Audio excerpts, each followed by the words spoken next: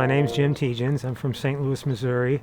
Grew up in St. Louis. Also lived in Fort Lauderdale for 5 years playing professional soccer down there from 1980 to 1985. I lost my father when I was 21 months old. My sister passed away at the age of 32 from what is now known as idiopathic cardiomyopathy, of at which time they, pretty much determined that was most likely what my father had at the time. And I kind of realized that this is most likely genetic, and it's most likely something that's going to happen to me.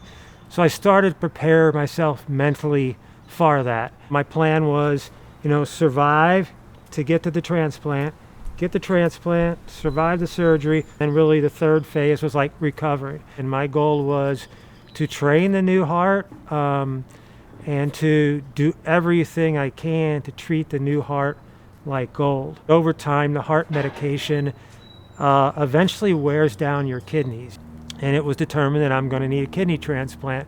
My heart was also going downhill at that time. Transplanted hearts tend to get cardiovascular disease quicker than a regular heart did. So that all happened in August of 2018, where I received the transplant for my second heart and my first kidney. I'd also had a stage 4 non-Hodgkin's lymphoma back in 2003. So I had 10 months of very serious chemo with that. And that chemo would damage the nerves in my finger endings and my toe endings. Once I began to get cuts on my foot, my lower foot, and maybe even my toes, they would heal, but much slower at the time. My arteries were beginning to become diseased from my waist down. I started seeing a vascular surgeon in St. Louis. His name's Patrick Garrity, phenomenal surgeon. And by then, I actually had 4 wounds on 4 toes on one foot and 1 on the other. And the doctor saw it for the first time and immediately said, "We've got to remove the toe." I'm like, "What? I just met you. What are we talking about?"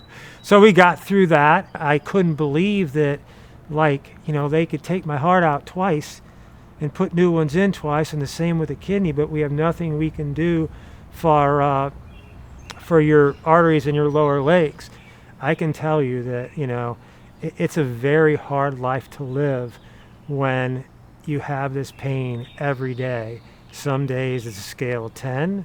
Generally most days it's over 5. But now that we have someone like Vascular Cures working, researching in the U.S., hopefully it will grow and extend to other countries, and we can find a cure. I'm just excited to be part of it, excited to talk with other patients, excited to meet and talk with doctors who are working on this every day. It gives hope that people are, funds are coming together.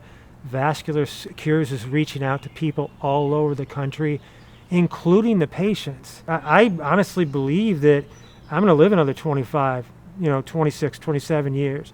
I certainly want to do that as an active person.